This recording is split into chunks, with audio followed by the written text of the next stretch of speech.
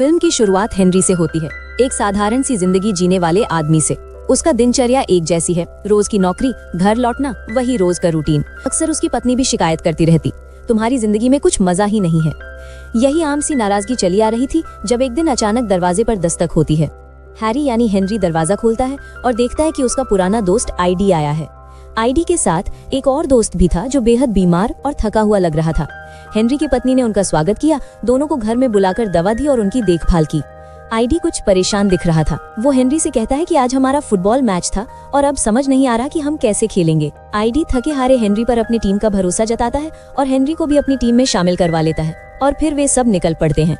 गाड़ी में हेनरी उन कुछ लोगों से मिलता है जिन्हें पहले से नहीं जानता था। आईडी हेनरी को ड्राइविंग सीट पर बिठाता है। रास्ते में वे बैंक के पास रुकते हैं और आईडी कहता है, रुको मैं कुछ कैश निकाल कर आता हूँ, तुम गाड़ी ऑन ही रखो। थोड़ी देर बाद सब मास्क पहन लेते हैं। हेनरी को बिल्कुल अंदाजा नहीं था कि अब वो किस तरह के इरादों का हिस्सा बन चुका है। वो बस बैठा रहा और धीरे धीरे उसे समझ आता है कि उसने खुद को बेवकूफ बनवा लिया। अब वो अनजाने में एक क्राइम का हिस्सा बन चुका था। जब पुलिस उनका पीछा करती है तो आईडी और बाकी लोग भाग जाते हैं, पर गार्ड हेनरी को पकड़ लेता है। हेनरी वही शर्ट पहने था और उसी चोरी की गाड़ी में था, इसलिए उसे बिना किसी कसूर के गिरफ्तार कर लिया गया। पुलिस के सामने हेनरी आईडी के सिवा किसी और का नाम नहीं ले सका। दोस्ती निभाते हुए उसने आईडी का नाम भी नहीं दिया। इसी वजह से उसे 3 साल की सजा हो जाती है। जेल में हेनरी की मुलाकात मैक्स नाम के एक बूढ़े कैदी से होती है। मैक्स उससे दोस्ताना रिश्ता रखता है, उसकी इज्जत करता है और उससे बातें करता है। एक दिन मैक्स हेनरी से पूछता है कि तुम्हारा क्या ख्वाब है। हेनरी कुछ सोचकर बोला, मेरा तो कोई ख्वाब ही नहीं है। इस बात से मैक्स गुस्सा हो जाता है। तुम्हारी जिंदगी कैसी है, बिना ख्वाब और बिना मकसद के? हेनरी, जिसने कभी गहराई से अपने बारे में नहीं सोचा था, चुप रह गया। दिन बीतते गए और 6 महीने निकल गए।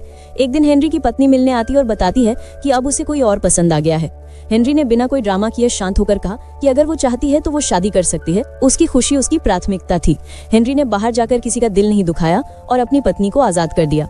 वहीं जेल में लोग मजाक करते हुए मैक्स से पूछते हैं कि रिलीजिंग इंटरव्यू में पुलिस को वो क्या बताएगा। मैक्स हंसकर कहता है, अगर मुझे पूछेंगे कि मैं बाहर क्या कर रहा हूँ तो मैं कह दूंगा कि घर जला दूंगा, सब तबाह कर दूंगा। इसी नटखटपन की वजह से मैक्स को दोबारा जेल में डाल दिया जाता है। जेल में लोग उसकी बातों पर हंसते हैं, पर मैक्स कहता है कि असल में वो जेल से बाहर निकलना ही नहीं चाहता। ये उसकी असली दुनिया है, उसका घर है। वक्त गुजरता है और हेनरी की सजा समय से पहले खत्म कर दी जाती है। जेल में उसने ईमानदारी और इज्जत से अपना वक्त बिताया था। उसे यहाँ तक कि बड़े अपराधी भी तारीफ देते थे। बाहर निकलने से पहले मैक्स उससे कहता है कि चाहे तुम जेल में कितना भी शरीफ रहो, बाहर की दुनिया तुम्हें फिर सिर्फ अपराधी ही समझेगी। ये सच्चाई हेनरी के साथ ही जब वो जेल से बाहर आता है। जेल से निकलते ही हेनरी सबसे पहले अपनी एक्स वाइफ के घर जाता है अपना सामान लेने। वहाँ उसे पता चलता है कि वही आईडी का दोस्त जिसकी वजह से वो फंस गया था, उसकी एक्स वाइफ से शादी कर चुका है और अब वो गर्भवती है। उस दोस्त ने हेनरी का शुक्रिया अदा किया क्योंकि हेनरी ने पुलिस के सामने उसका नाम नहीं लिया था। उसने हेनरी को एक बिजनेस डील की पेशकश भी की, लेकिन हेनरी निष्ठा से सिर्फ शुक्रिया कहकर चला गया। कुछ समय बाद हेनरी उसी बैंक के सामने खड़ा होता है जिसने उसकी जिंदगी बदल दी थी। तभी अचानक एक गाड़ी आकर उसके टकरा जाती है। ठंडी सी भगदड़ में पता चलता है कि टक्कर देने वाली लड़की जूली थी। जूली स्वयं टकराने पर परेशान हो जाती है। बैंक का गार्ड वहां आकर हेनरी को सहारा देता है और पास के कैफे में ले जाता है। गार्ड ने हेनरी को पहचाना और हैरानी से पूछता है, तुम वापस आ गए? हेनरी बताता है कि उसकी सजा खत्म हो चुकी है। हेनरी जूली से पूछता है कि उसे ऐसा क्यों लगता है कि वो उसे पहले से जानती है, पर जूली कोई खास जवाब नहीं देती और चली जाती है। उसके बाद हेनरी वॉशरूम में जाता है और वहां उसकी नजर एक पुरानी अखबार की कटिंग पर पड़ती है। कटिंग में बैंक की चोरी की रिपोर्ट लगी हुई थी। रिपोर्ट में नक्शे के जरिए बताया गया था कि किसी ने बैंक की बैक साइड से टनल बनाकर लॉकर रूम तक पहुंचकर बैंक लूटा था। वो टनल बैंक के दूसरी तरफ वाले थिएटर से जुड़ा हुआ था। ये देखकर हेनरी का दिमाग घूमने लगता है। अगले दिन वो जेल में मैक्स से मिलकर उत्साह से कहता है कि उसे अब अपना ख्वाब मिल गया है, वो बैंक लूटना चाहता है। वो सोचता है कि अगर वो पहले से ही बदनाम है तो क्यों ना असली काम कर लिया जाए। मैक्स हेनरी की बात पूरी तरह समझ नहीं पाता और हैरानी से उससे पूछता है, तुम ये सारी बातें मुझे क्यों बता रहे हो? हेनरी ठंडे सुर में जवाब देता है, मेरे पास एक बहुत ही जबरदस्त प्लान है और मैं चाहता हूँ कि तुम इसमें शामिल हो जाओ। अगले सीन में हम हेनरी को थिएटर में देखते हैं। वो बैंक से जुड़ी टनल का पता लगाने आया था और वहाँ उसे जूली दिखाई देती है जो अपने प्ले की तैयारी में व्यस्त थी। डायरेक्टर उसे डांट भी देते हैं। जूली अपने बुरे मूड को शांत करने के लिए कैफे में चली जाती है। तभी वहाँ हेनरी भी आ जाता है। वहाँ दोनों साथ में कॉफी पीते हैं। हेनरी जूली का मूड ठीक करने के लिए उसकी एक्टिंग की तारीफ करता है और जूली भी धन्यवाद कहती क्योंकि उसने एक्सीडेंट की रिपोर्ट नहीं की थी। वहीं दूसरी ओर मैक्स जेल में प्रोफेशनल अप्लाई करता है केवल हेनरी के लिए। आधे दिन बाद मैक्स जेल से निकल आता है। हेनरी खुद मैक्स को लेने आता है बिना किसी टैक्सी या वाहन के। मैक्स परेशान होकर कहता है, मैं कठिन जीवन जीने के लिए बाहर नहीं आया। अगर ऐसा ही करना है तो वो जेल में वापस भी चला जाएगा। जेल में खाना पानी दोस्त सब मुफ्त मिलता है। मैक्स हेनरी को कैफे में ले जाता है जिसके वॉशरूम में वो बैंक का नक्शा देख चुका था। मैक्स बताता है कि सबसे पहले ये कंफर्म करना जरूरी है कि टनल अभी भी वहीं है या कहीं और। ये पता करने के लिए दोनों बैंक में जाते हैं। मैक्स बड़ी होशियारी से बैंक के कर्मचारी से पता करवा लेता है कि टनल कभी बंद नहीं की गई। साथ ही उसका ध्यान जाता है कि बैंक का गार्ड हमेशा हेनरी पर नजर रखे हुए था। इसके बाद दोनों टनल को देखने के लिए थिएटर में जाते हैं। थिएटर में जूली हेनरी को देखकर कंफ्यूज हो जाती है और पूछती है, क्या तुम मेरा पीछा कर रहे हो? हेनरी को मैक्स बचाता है और कहता है, अरे नहीं, मैं भी पहले थिएटर आर्टिस्ट था, शेक्सपियर के कई प्लेस पर एक्ट किया है। इस थिएटर से मेरी बहुत यादें जुड़ी हैं, मैं बस यहाँ विजिट करने आया था। जूली उनकी बात मान जाती है और हेनरी को विजिट करवाने के लिए अपने असिस्टेंट को भी साथ भेज देती है। मैक्स जूली के असिस्टेंट के साथ थिएटर देखने जाता है। इस बीच हेनरी और जूली बातचीत करते हैं। जूली हेनरी से पूछती है कि वो आजकल क्या करता है। हेनरी बिना झूठ बोले बताता है कि अभी जेल से बाहर आया हूँ। वो बोलती है कि क्या तुमने मर्डर किया है? हेनरी बोलता है, लंबी कहानी है, किसी और दिन सुनाऊंगा। इस बीच मैक्स को पता चलता है कि टनल थिएटर के ग्रीन रूम से जुड़ी है और उन्हें इसे खोदने के लिए ग्रीन रूम का उपयोग करना होगा। हेनरी के पास कोई असल प्लान नहीं था।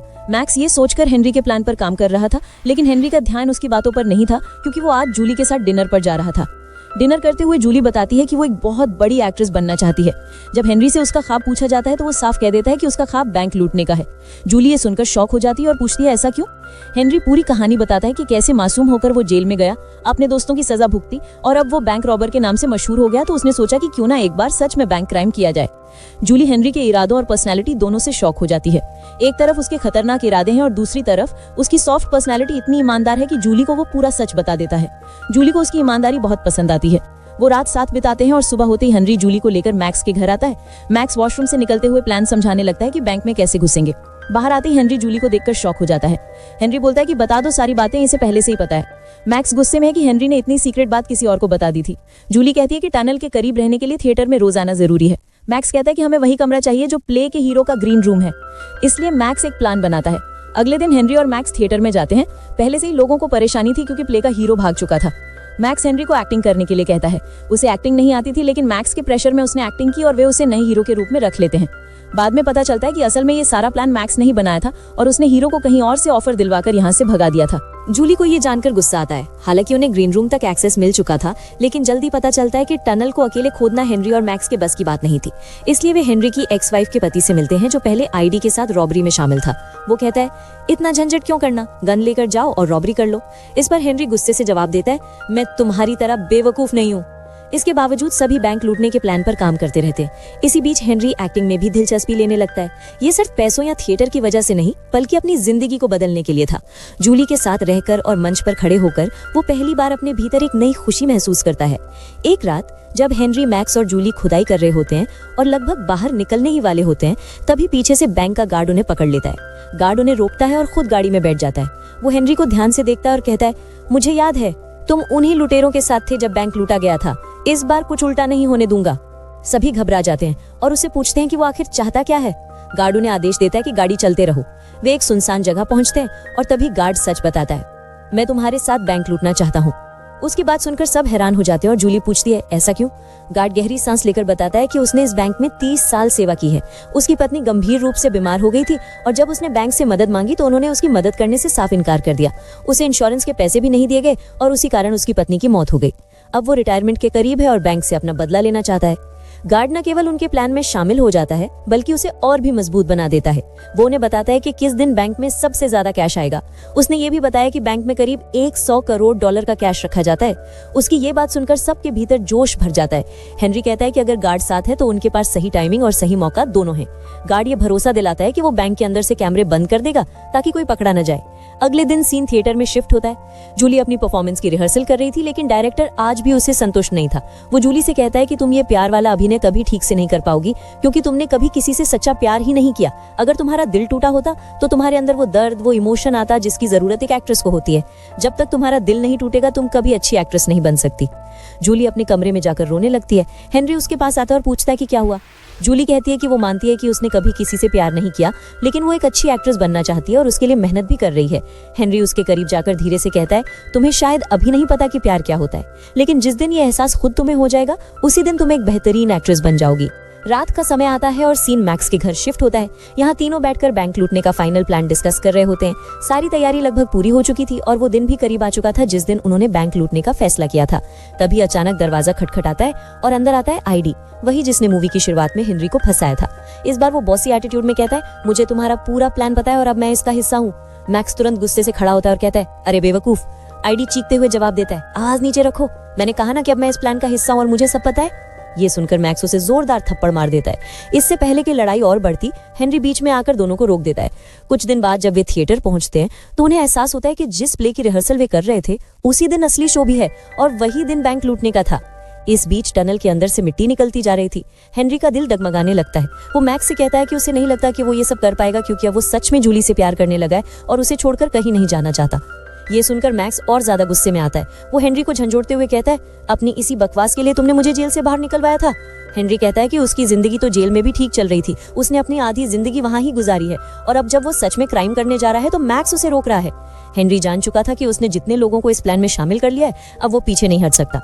आखिरकार हेनरी जूली के सामने जाकर सब कुछ कबूल कर देता है। वो बताता है कि जिस दिन उनका ओपनिंग शो है उसी दिन वे बैंक लूटेंगे और उसके बाद वो सब कुछ छोड़ देगा। हेनरी जूली को भी अपने साथ चलने के लिए कहता है, लेकिन जूली जो पूरी तरह अपनी एक्टिंग पर फोकस थी, अपना प्ले छोड़ने के लिए तैयार नहीं थी। ये सुनकर उसका दिल पूरी तरह टूट जाता है। वो आंसुओं में कहती है, अगर तुम्हें जाना ही था और मुझे धोखा देना ही था तो तुमने मुझसे प्यार के वादे क्यों किए? तुमने बस मेरा इस्तेमाल किया थिएटर में आने जाने के लिए। मेरी गलती है, हाँ मेरी गलती है कि मैंने तुम जैसे चोर पर भरोसा किया। हेनरी वहां से चला गया। आखिरकार वो दिन आ ही गया जब उनके प्लान को अंजाम देना था। थिएटर में प्ले की सारी तैयारियां पूरी हो चुकी थी और बैंक में कैश का ट्रक भी पहुंच चुका था। हेनरी जो प्ले के लिए वहां मौजूद था, बेहद शानदार परफॉर्मेंस देता है और साथ ही टनल के काम में भी मदद करता है। कैडी टूल का इस्तेमाल करके टनल की लोहे की दीवार को काट देता है। गार्ड पहले ही सीसीटीवी और अलार्म डिसेबल कर चुका था। बैंक के लॉकर रूम से कैश पैक करके नीचे टनल में फेंका जा रहा था। सब कुछ बिल्कुल परफेक्ट तरीके से चल रहा था, लेकिन एंड पॉइंट पर अचानक एडी ने सबको धोखा दे दिया। रूम में आते ही उसने मैक्स पर गन तान दी और कहा, ये सारा पैसा मुझे दे दो। मैक्स समझ ही नहीं पा रहा था कि क्या हो रहा है। एडी ने आदेश दिया कि सारा कैश उसकी गाड़ी में डाल दिया जाए। ठीक उसी समय हेनरी वहां पहुंचा। इससे पहले कि वो हालात को पूरी तरह समझ पाता, मैक्स मौके का फायदा उठाकर एडी पर टूट पड़ा और उसे बुरी तरह पीटने लगा। हेनरी ने बीच बचाव की कोशिश की, लेकिन मैक्स के धक्के से वो दूर जा गिरा। इस बीच एडी की गन मैक्स के हाथों में आ चुकी थी। एडी ने अपनी गन वापस लेने की कोशिश की, लेकिन धक्का मुक्की में गलती से ट्रिगर दब गया और गोली हेनरी की टांग में जा लगी। दर्द से कराहते हुए भी वो वहीं नहीं रुका। वो खून बहते हुए भी स्टेज पर लौट आया क्योंकि वो जूली के बिना नहीं रह सकता था।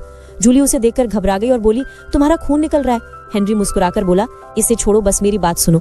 मैं तुम्हें बताना चाहता हूँ कि मैं तुम्हारे बिना नहीं रह सकता। मेरे लिए पैसे की कोई कीमत नहीं है। मेरी जिंदगी में अगर कुछ मायने रखता है तो वो सिर्फ तुम हो।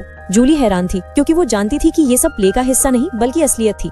हेनरी का दर्द और उसके जज्बात बिल्कुल सच्चे थे। सब कुछ इतना नेचुरल और भावुक था कि थिएटर के अंदर तालियों की गड़गड़ाहट गूंज उठी। डायरेक्टर ने लाइट्स डिम कर दी और जूली अपनी आंखों और एक्सप्रेशन से हेनरी को हाँ कह देती है। आखिरकार हेनरी को उसकी लाइफ पार्टनर जूली मिल गई। वहीं दूसरी ओर रॉबरी का पैसा कुछ दिन बाद मैक्स ने उसे पहुंचा दिया। इसी के साथ ये कहानी यही समाप्त होती है।